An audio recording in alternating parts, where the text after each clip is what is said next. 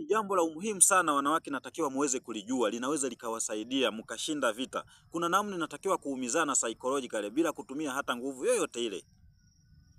Kama umegundua kwamba mume wako ameoa mwanamke mwingine, aidha amempangia huko nje au anaendelea kutengeneza process zozote za kumuoa yule mwanamke, kitu cha kukifanya cha umuhimu sana, na kama yule mwanamke anakushambulia sana na kuattack sana, unajua furaha ya yule mwanamke ni kuona wewe unalialia, ni kuona wewe unateseka.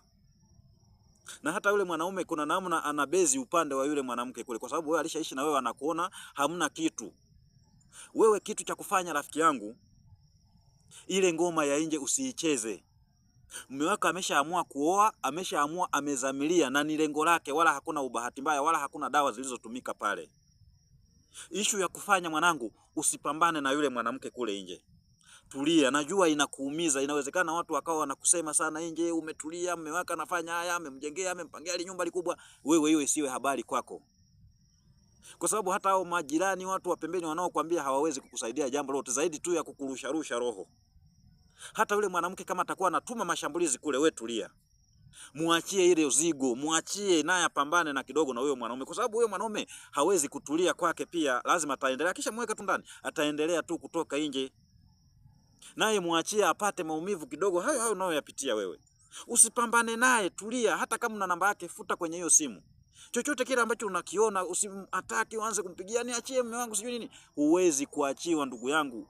Namna unavyolia kumulilia, unavyozidi kumgombania mwanaume, ndivyo naye kula anapata amani. Lengo aendelee kukuvuruga. Hebu jaribu kuishi, usieleweke umekalia upande gani. Mume wako anatafuta njia za kuwasuluhisha, hamwezi mkapatana. Wanawake mitaala hamwezi kupatana, ni kitu cha uongo. Wewe tulia. Waache waendelee kupambana na ndoa yao. Waache waendelee kusonga mbele.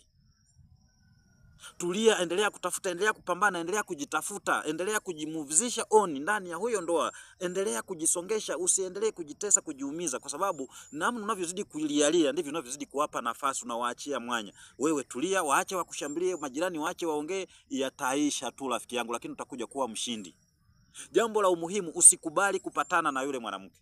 Wewe endelea na maisha yako, naye abaki na mume wake, aendelee kuendelea na mume wake. Mume wako arudi nyumbani, asirudi, aje kwako, asije, wewe isiwe habari kwako. Tunachotaka ni wewe mwenyewe ujitengenezee samani, ujitengenezee amani ndani ya moyo wako. Hilo ndio jambo la umuhimu sana. Usipambane naye kwa sababu hautaweza. Wenzako wako wawili, wewe uko peke yako. Kwa sasa tulia. Endelea kujitengenezea value yako wewe mwenyewe.